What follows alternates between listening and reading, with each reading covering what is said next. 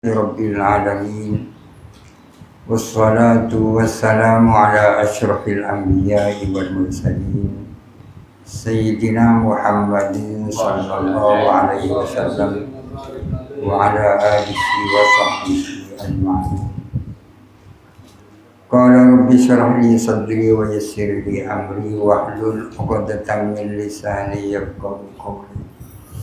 Qala al-musannif wa syarih rahimahullahu ta'ala wa nafa'ana bihima wa amaddana bi asrarihima wa aqaddu alaina min barakatihima wa anwarihima wa nafahatihima fid dharain amin. Bismillahirrahmanirrahim. Tsumma dhahaba bi ila sidratil muntaha. Tsumma dhahaba, kemudian berangkat siapa Jibril dengan membawa saya, dengan saya berangkat ila sidratil muntaha, ke sidratil muntaha. Sidratil muntaha ini di langit ke-7, sebuah pohon yang sangat besar. Wa idza waraquha, ternyata ada pun daunnya sidratul muntaha ka'adhanil filati, seperti telinganya gajah daunnya. Wa idza samruha, dan ternyata ada pun buahnya sidratul muntaha kalkilali, seperti guci. Daunnya seperti telinga gajah, buahnya seperti guci. Falamma wasyiha, maka setelah menutupi kepada sidratul muntaha, min amrillahi, dari urusan Allah, menutupi apa sesuatu, wasyiha yang menutupi kepada sidratul muntaha, tawayyarat, berubah sidratul muntaha itu.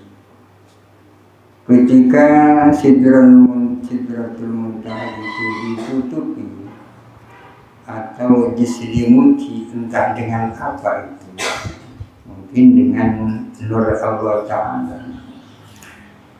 Ketika sidratul muntaha diselimuti atau ditutupi itu, entah dengan apa, ternyata sidratul muntaha menjadi berubah pemandangannya. Fama ahadun, maka tidak ada seseorang min khalqillahi, dari makhluknya Allah, yastati'u, mampu, an yan'ataha, menyifati kepada sidratul muntaha, min husniha, dari saking cantiknya sidratul muntaha, dari saking bagusnya sidratul muntaha. Tidak ada seorang pun makhluk Allah yang mampu melukiskan, membayangkan, mensifati sidratul muntaha, karena saking bagusnya pemandangan sidratul muntaha. Fa'auha Allahu ilayya, maka menurunkan wahyu siapa Allah kepadaku, mewahyukan ma'awha, akan apa yang ia wahyukan. Kemudian Allah Ta'ala menurunkan wahyu kepadaku, wa faradu alayya, dan memfardukan atas aku, memfardukan khamsina salatan, akan 50 kali salat, di kulli yaumin wa lailatin, dalam setiap sehari semalam. Di situ Allah Ta'ala menurunkan wahyu yang isinya adalah tentang kewajiban salat 50 kali dalam sehari semalam. Malaikat Jibril tidak ikut ke situ, ditinggal sendirian Nabi Muhammad di situ. Tak berani terus ikut kanjeng Nabi, karena kalau ikut saya bisa terbakar. Ya terkasih baginya. Pada itu setelah mendapatkan kado berupa kewajiban sholat 50 kali dalam sehari semata, aku pun turun. Nazaltu, maka aku pun turun. Hatta itu ila Musa sehingga sampai kepada Nabi Musa. Nabi Musa kan ada di langit ke-6. Turun ke langit ke-6 tapanci Nabi Musa boleh.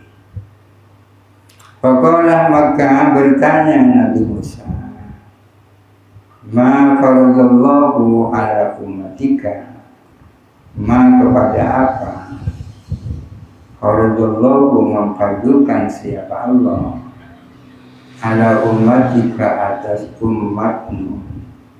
Maksudnya apa yang difardukan Allah kepada umatmu? Kultu, saya menjawab, komsina salatan fi kulli yawmin wa lailatin. Allah memfardukan 50 kali salat dalam sehari semalam. Qala dawuh siapa Nabi Musa, irji ila rabbika, kembalilah engkau ke Tuhanmu. Awali fas'alhu, mintalah kamu kepada Tuhanmu, minta at-taufiq akan keringanan. Sambian kembali saja memohon kepada Allah agar memberikan keringanan. Fa inna ummataka la yutiquna dzalika. Sesungguhnya umatmu tidak akan mampu akan hal itu. Tak kira mampu sholat sekali dalam sehari semalam. Fa inni qad balautu bani Israil. Sesungguhnya aku telah mencoba atau menguji Bani Israil. Wa khabirtuhum, dan aku pun menguji, maknanya sama. Kau lupa pengalaman Bani Israil ini. Kaumnya Nabi Musa kan Bani Israil. Karena diminta untuk kembali oleh Nabi Musa, kharajatu ila rabbi, aku pun kembali kepada Tuhanku. Abali kaulu, fakultu, maka saya matur, ya Rabbi, wahai Tuhanku, khaffif an ummati, berilah keringatan untuk umatku. Khaffif an ummati, berilah keringanan untuk umatku. Fahatta anni khamsan, maka mengurangi Allah daripadaku akan 5. Kalau ini masih cetot 5 ya, cicik kali 45. Fahatta anni khamsan, maka mengurangi Allah daripadaku khamsan akan 5, sehingga tinggal 45.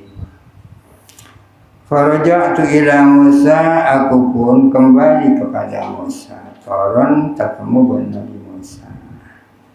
Wukultu, dan saya berkata kepada Nabi Musa, hatta anni khamsan, telah mengurangi Allah daripadaku akan 5. Ikoringi 5. Faqalah, maka sebu Nabi Musa, inna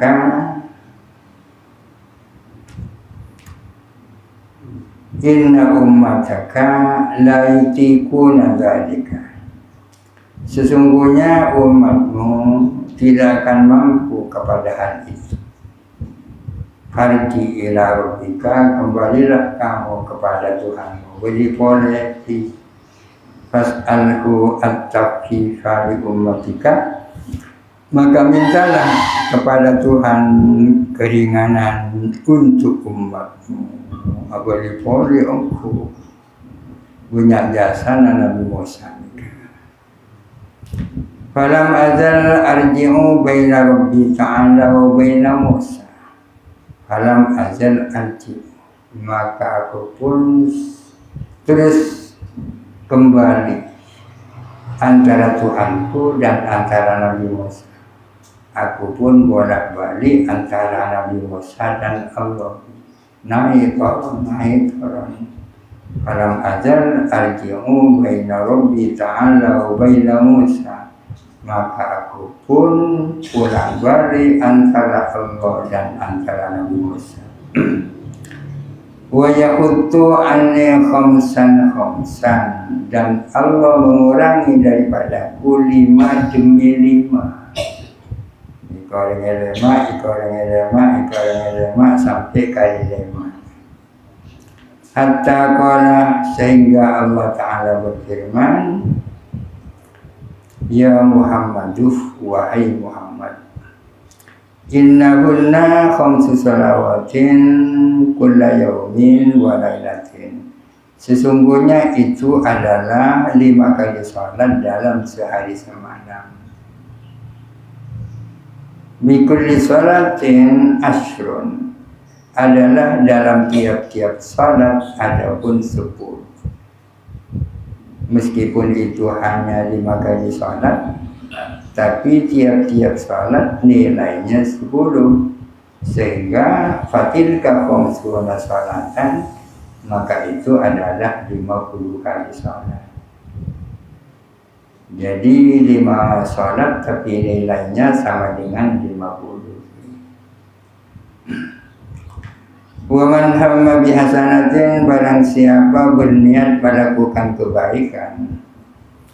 Barang siapa hamba yang berniat bihasanatin dengan kebaikan, falam ya'malha, lalu tidak melakukan kebaikan itu, kutibat lahu hasanatun, maka dicatat baginya apa satu kebaikan. Orang yang berniat akan melakukan kebaikan, tapi ternyata tak sampai melakukan kebaikan itu, maka dicatat telah melakukan satu kebaikan. Fa'in amilah, jikalau ia melakukan hasanah, kutibat, maka dicatat lahu baginya asran 10 kali kebaikan. Bagi setepa wacana dari ada uman hamma bihasanatin, barang siapa berniat melakukan kebaikan, falam ya'malha, lalu dia tidak melakukan kebaikan itu, kutibat, maka dicatat itu lahu baginya hasanatan, hari satu kebaikan. Bacaan. Fa'in amilah, jikalau ia melakukan kebaikan yang diniatkan, kutibat, maka dicatat lahu baginya asron, dicatat 10. Wa man hamma bisayyi'atin, barang siapa berniat melakukan keburukan, falam ya'malha, lalu tidak melakukan keburukan itu, lam tuktab lahu syai'an, tidak dicatat baginya sesuatu apapun, atau lam yuktab lahu syai'un. Orang yang berniat melakukan keburukan tapi tak terus melakukan keburukan itu, tidak dicatat apapun. Fa'in amilah, jikalau ia melakukan keburukan yang diniatkan, kutibat sayyi'atan wahidatan, dicatat satu keburukan.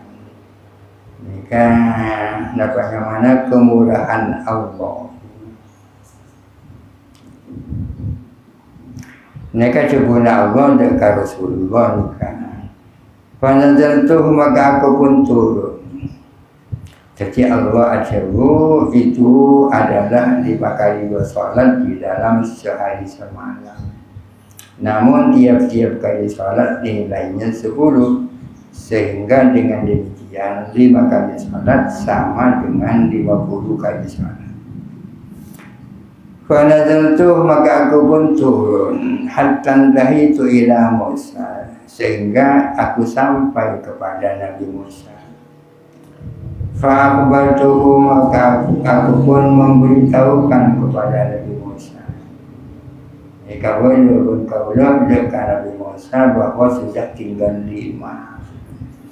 Faqalah maka ajabu Nabi Musa irji ila rabbika kisara boleh minta kali 2 mungkin, kembalilah kepada Tuhanmu, fas'alhu at-tawfiqa, mintalah kamu kepadanya akan keringanan di ummatika, untuk umatmu. Fa inna ummataka la tutiku dzalika, sesungguhnya umatmu tak akan mampu akan hal itu. Meskipun hanya 5 kali dalam sehari samanan tak mampu, buktinya banyak cetabul. Fakultu maka saya berkata, qad raja'tu ila rabbi, aku sudah pulang balik kepada Tuhanku. Hatta stahya itu sehingga aku malu minhu kepada Tuhanku. Malu kau disebut boleh. Rawahu as-Syekhani meriwayatkan kepada hadis di atas siapa dua syekh, yakni Imam Al-Bukhari dan Imam Muslim. Zakara dzalika menuturkan kepada hal itu Muhammadun al-Mahdi, siapa Muhammad al-Mahdi, fi Maqali'il Masarrat, di dalam kitab Maqali'il Masarrat. Walamma faragha min usuliddin, setelah selesai siapa musannif dari ilmu usuliddin, syara'a maka memulai siapa musannif fi ilmu fikih, di dalam ilmu fikih. Artinya apa yang dijelaskan di depan itu adalah ilmu usuluddin, ilmu tentang prinsip-prinsip agama, ilmu tentang pokok-pokok agama, yakni ilmu akidah. Selain usuluddin namanya furu'uddin. Usuluddin artinya pokok-pokok agama, furu'uddin artinya cabang-cabang agama. Pokok-pokok agama itu adalah akidah, tapi sesungguhnya tidak seluruh akidah itu merupakan usuluddin. Setelah musannif selesai menjelaskan ilmu tentang usuluddin, syara'ati ilmu fikih, maka musannif mulai menjelaskan ilmu fikih. Ilmu fikih ini bagian daripada furu'uddin, cabang-cabang agama. Soal halal haram, wajib makruh mubah, ini kan yang mana fikih namanya. Wajib haram sunat makruh mubah, ini yang mana fikih. Wa qaddama dzalika ala hadza, dan mendahulukan siapa musannif akan hal itu. Qaddama, dan mendahulukan siapa musannif dzalika kepada hal itu, yakni ilmu usuluddin didahulukan ala hadza, atas ini, yakni ilmu fikih. Kenapa musannif lebih dulu membahas tentang usuluddin, baru kemudian tentang fikih? Li'annahu, karena sesungguhnya la tasihhu al-ibadatu, tidak sah apa ibadah. Ibadah ini kan yang buruk kan.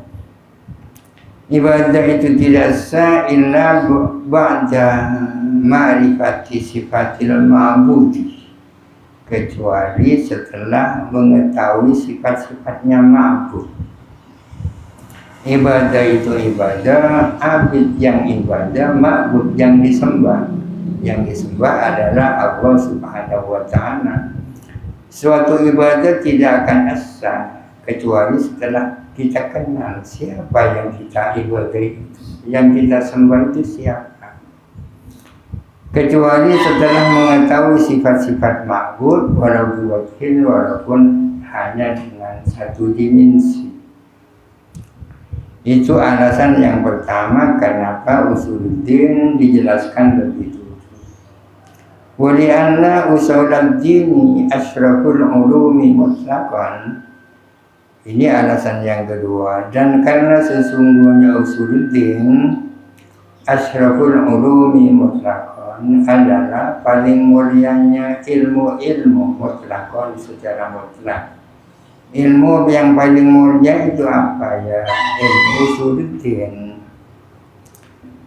Li'annahu karena sesungguhnya ilmu usuluddin yabhasu adalah membahas amma tentang sesuatu yatawaqqafu yang menunggu al-imanu apa iman alaihi atas nama wa tamamuhu dan sempurnanya iman.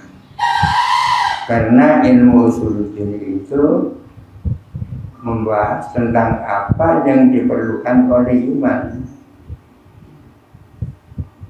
Faqalah maka berkata siapa muslim ini memasuki pembahasan tentang fikih. Furudul wudu'i adapun fardu-fardunya wudu. Arkanuhu artinya rukun-rukunnya wudu. Rukun-rukun ini artinya unsur-unsurnya. Rukunnya wudu artinya unsurnya wudu.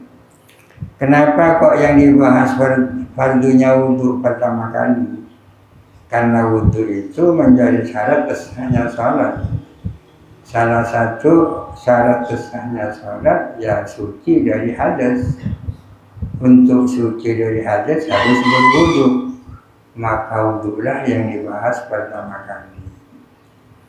Adapun fardunya wudu, yakni rukun-rukunnya wudu atau unsur-unsur wudu sittatun faqat itu hanya 6 saja. 6 saja, tapi fi haqqis salimi wa ghairihi bagi orang yang normal dan selain orang yang normal atau sehat ya, saling sehat, ghairihi dan selain orang yang tak sehat, selain orang yang sehat. Al-awwalu adapun rukun yang pertama niyatu adalah niat.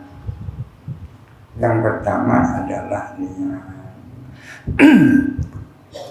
Ainiyatu raf'il hadasi artinya niat menghilangkan hadas.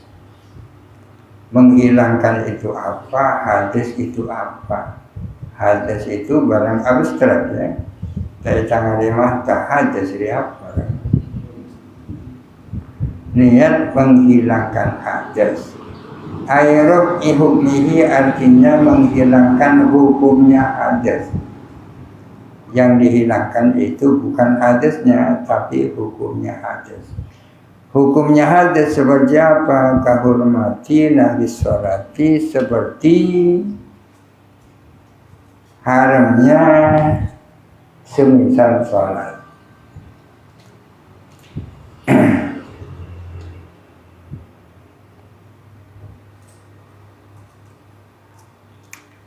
Haram melakukan sholat bagi orang yang sedang hadas. Agar supaya hadasnya hilang berwudu. Itu namanya menghilangkan hadas. Yang dimaksud adalah hukumnya hadas, yakni tidak bolehnya melakukan sholat. Niat menghilangkan hadas maksudnya menghilangkan hukumnya hadas. Hukumnya hadas seperti haramnya semisal sholat. Li'anna al-qasda minal wudu'i karena tujuan daripada wudu raf'u dzalika adalah menghilangkan hal itu. Fa idza nawahu apabila berniat siapa orang kepada dzalik faqad ta'arrada lil maksudi berarti dia sudah melakukan apa yang dimaksud.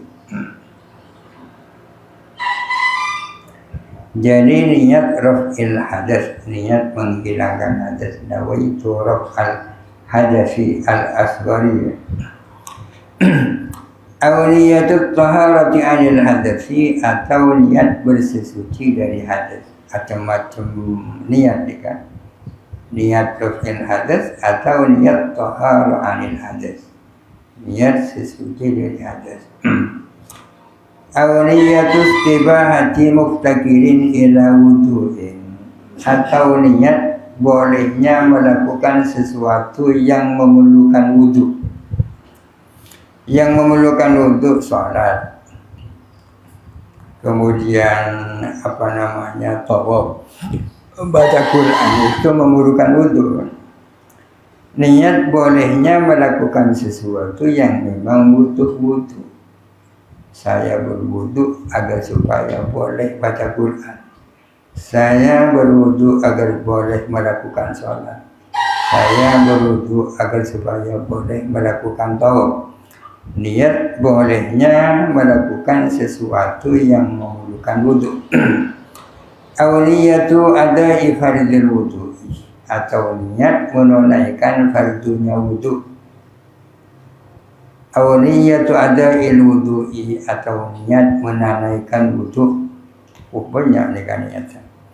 Awliyatu fardil wudhu'i, atau niat fardunya wudhu. Awliyatul wudhu'i, niyatul wudhu'i, niat wudhu. Ini sebanda nawaitul wudhu aja kok.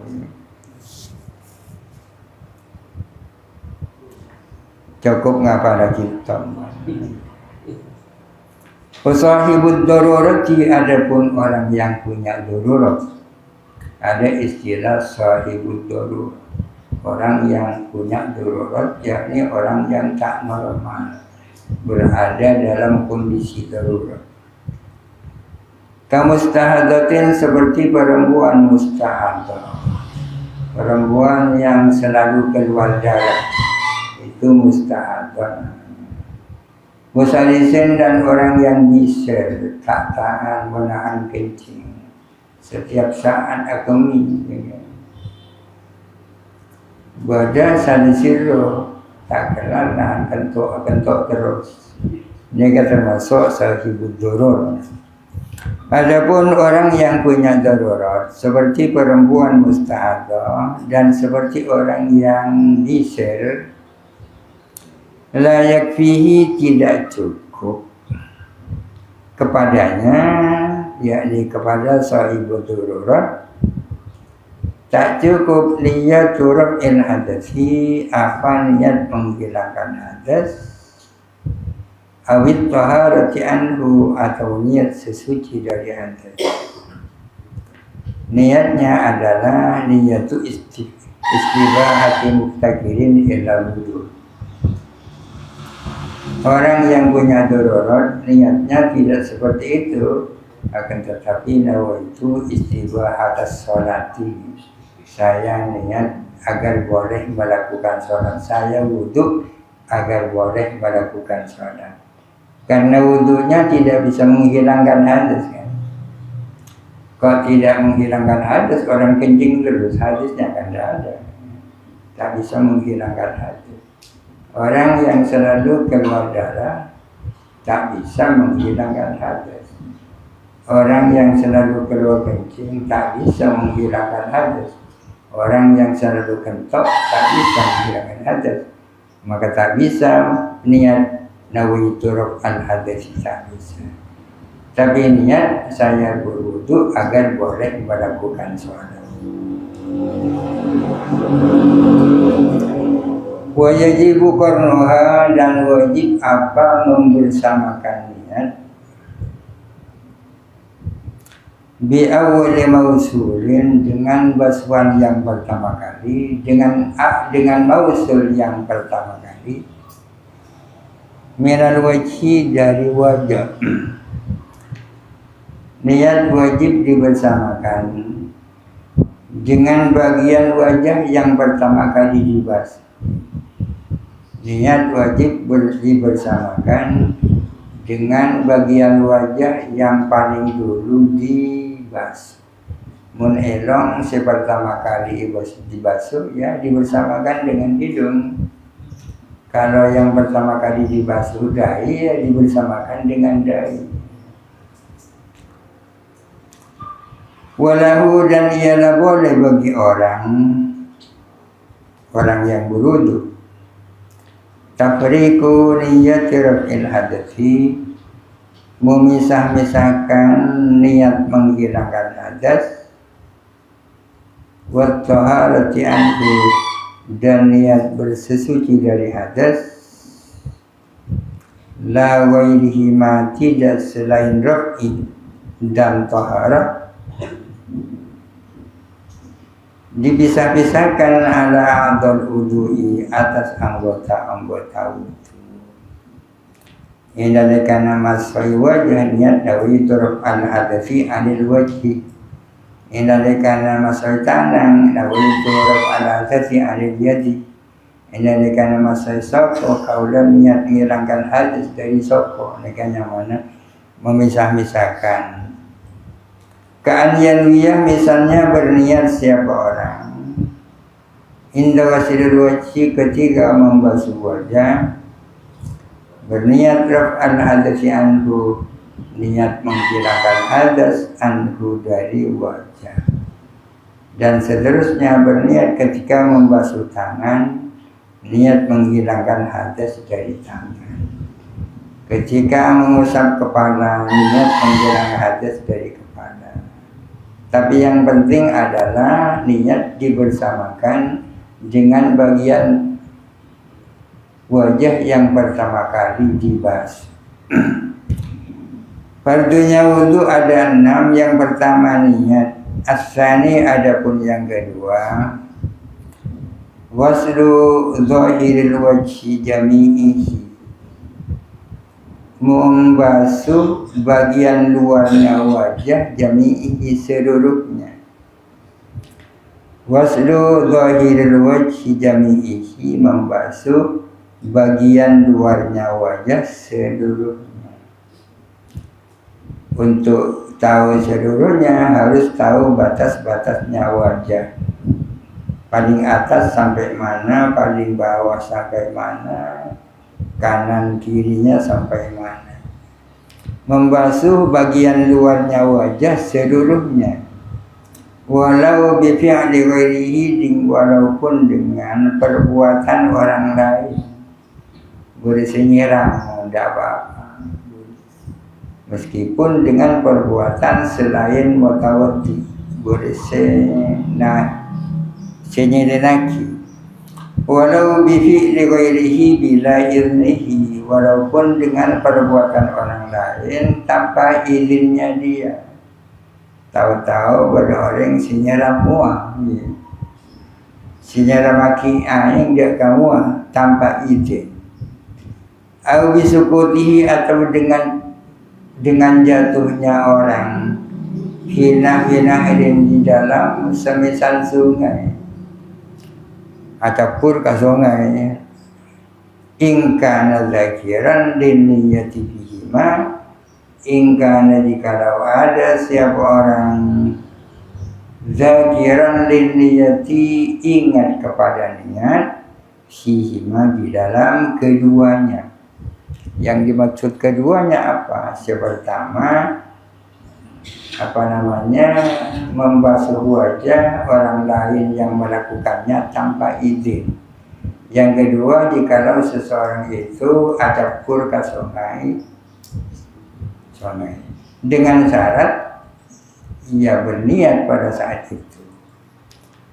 Meskipun yang menyiramkan air ke wajah orang lain dan pun tanpa izin tetap sah kalau dia berniat. Demikian pula kalau orang adapur ke sungai kemudian wajahnya terbasuh, sah juga asal niat ketika itu. Wa kharaja bil wasli, dan keluar dengan kata-kata membasuh. Nah di sini jadi perlu digarisbawahi membasuh itu apa? Wa kharaja bil wasli, dan keluar dengan kata-kata membasuh. Nah di sini yakni dalam pembahasan fardunya wudu. Wa fi sa'ah, guna di sini yakni di dalam persoalan membasuh wajah ya. Wa kharaja bil wasli huna, dan keluar dengan kata-kata membasuh huna di sini. Wa fi sa'ilima, dan di dalam seluruh apa? Yajibu, yang wajib. Wasluhu, apa membasuh man Kharaja masul ma'i, apa menyentuhkan air. Menyentuhkan air bila jarayanin tanpa mengalir. Jadi perlu diingat bahwa wajah itu harus dibasuh, tangan harus dibasuh, kaki harus dibasuh. Karena harus dibasuh, tak cukup hanya disentuhkan air pakai sapu tangan tanpa mengalir airnya. Lain kalau kepala tak wajib dibasuh, cukup diusap. Ada perbedaan antara membasuh dan mengusap. Pada yakti maka tidak cukup itu masul ma'i, menyentuhkan air, tak cukup ittifaqan dengan sepakat ulama. Bikhilafi ghamsil udwi fil ma'i, berbeda dengan mencelupkan anggota wudhu di dalam air. Itu anggota wudhu cangkruk. Bikhilafi ghamsil ma'i, bikhilafi ghamsil udwi fil ma'i, berbeda dengan mencelupkan anggota wudhu di dalam air. Fa innahu yusamma ghuslan, sesungguhnya itu dinamakan membasuh juga. Afadahu Ibnu Hajar, memberikan keterangan kepada hal itu. Siapa? Ibnu Hajar. Wa hadduhu, adapun batasnya wajah, batas-batasnya wajah adalah min manabiti sya'rir ra'si, mulai dari tempat-tempat tumbuhnya rambutnya kepala. Ayyuhaliban, pada umumnya paling atasnya adalah tempat tumbuhnya rambut kepala.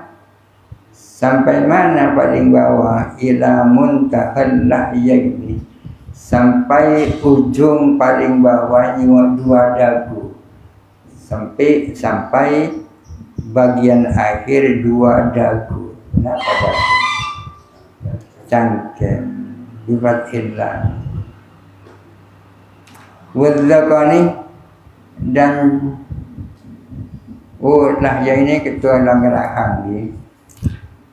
Ila muntahal lahya ini sampai paling akhir dua tulang rahang, wadzakani dan dagu. Bifathizali, dengan fathahnya azan. Jadi paling atasnya adalah tempat tumbuhnya rambut, paling bawahnya adalah dagu. Itu batas-batas wajah tulan panjangnya. Aimin jihati turi, artinya dari segi panjangnya. Fataraful mukbili min dzalika minal wajhi, fataraful mukbili, maka adapun ujungnya bagian yang menghadap, min dzalika dari itu, minal wajhi adalah bagian dari wajah. Fataraful mukbili, maka adapun ujungnya bagian yang menghadap ke ada, min dzalika dari itu, dari tulang rahang dan dagu, minal wajhi adalah bagian daripada wajah. Duna ma tahtahu, tidak sesuatu yang di bawahnya itu, di bawahnya al-mukbil. Wasyari, dan tidak rambut atau bulu, an-nabiti yang tumbuh, alamatah tahu, atas apa yang ada di bawahnya al-mukbil. Maka adapun bagian yang menghadap dari tulang rahang dan dagu, itu bagian daripada wajah, tidak sesuatu yang di bawahnya itu, dan tidak rambut-rambut yang tumbuh di bawahnya. Itu atas bawahnya. Wa ardon, adapun batas wajah ardon lebarnya, minal uduni ilal uduni, adalah mulai dari telinga sampai telinga, dari telinga kanan ke telinga kiri. hatta ma dhahara, sampai sesuatu yang tampak, bil qat'i dengan sebab dipotong, min jirmi nahwi amfin kutia, dari jirimnya semisal hidung yang dipotong. Hatta ma dhahara, termasuk sesuatu dhahara yang tampak bil qat'i dengan sebab dipotong, dipotong. Apa yang tampak itu wajib dibasuh. Min jirmi nahwi anfil kutia, dari jirimnya, jisimnya semisal hidung yang dipotong. Bikhilafi batini ainin wa anfil wa famin. Bikhilafi batini ainin wa anfil wa famin. Berbeda dengan bagian dalamnya mata, bagian dalamnya hidung, dan bagian dalamnya mulut tak wajib dibasuh. Batinnya ain, batinnya amfi, dan batinnya fami tak wajib dibasuh. Wa in dhahara, jikalau tampak, bikot ijabnin, dengan memotong kelopak mata, wa anfin, dan mulut, wa syafatin, dan bibir, fala yajibu wasluhu, maka tidak wajib apa membasuhnya.